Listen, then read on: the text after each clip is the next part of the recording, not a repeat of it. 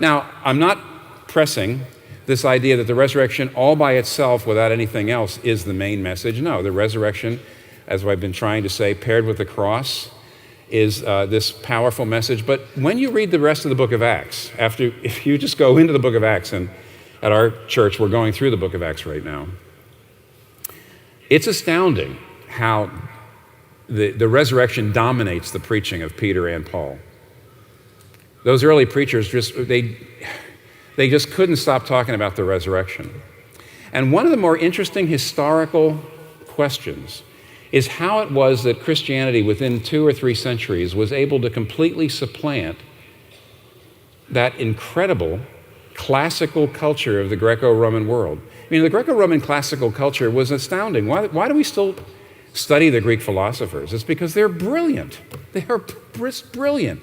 Some people say all modern, Western thought is just a series of footnotes on Plato. That's an exaggeration, but it shows you how brilliant they were. How is it possible that within 2 or 3 generations that the populace turned away from paganism, turned away from classical culture, and embraced Christianity? How did it happen? I'm always interested when I find a historian or somebody to try to give me an explanation for that who's not a Christian. I actually trust their objectivity a little bit more. And most of them that I have been reading lately say it's the resurrection. The resurrection was unique. The resurrection was something that nobody had ever heard. It was a kind of message no one ever heard. When it broke out there on the populace of the Greco-Roman world, it was like nothing that anybody had ever known. And the reason was it gave us hope for the future.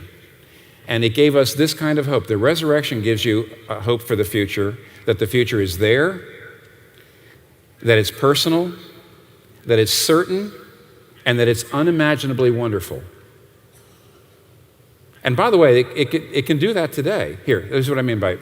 First of all, the future is there. Epicurus, one of the great Greek philosophers, believed that when you died, that was it.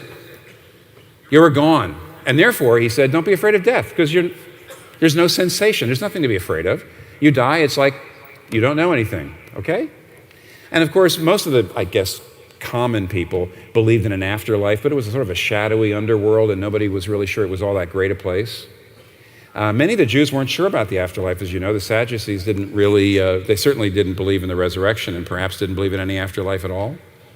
But if you talk to a witness to the resurrection, if you talked to one of these eyewitnesses and saw their changed life and believed the credibility of their account, finally you knew that you were not just dust in the wind. Finally you knew that you were not just a stone that was going to sink to the bottom. That there is a future, that there really is a future.